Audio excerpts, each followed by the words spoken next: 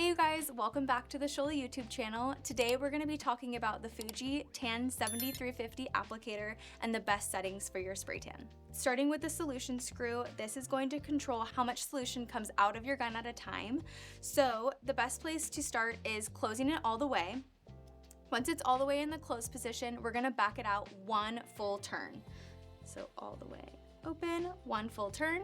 If you feel like that's too much solution coming out, I would suggest doing a test spray with water. If it feels like too much, you can always dial it back by turning it to the right a little bit, or if you need more solution, you can always open it up a little bit more to the left.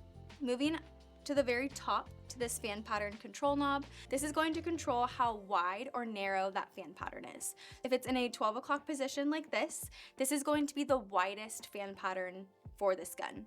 If you turn it at the 1 o'clock position, this is going to be a little bit more narrow. The 2 o'clock position will be even more narrow. And then the 3 o'clock position, completely horizontal, is your contour setting.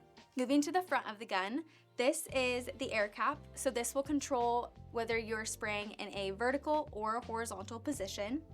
We want to make sure that the air cap is always in this vertical position, meaning that we have a horizontal fan pattern because we're spraying top to bottom. If for whatever reason you are spraying in a side-to-side technique, you want to make sure that this air cap is in a horizontal position.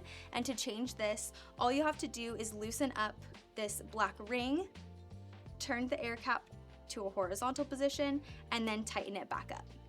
If you have any questions about the Fuji applicator or its settings, feel free to call our customer service line and we'll be happy to walk you through it.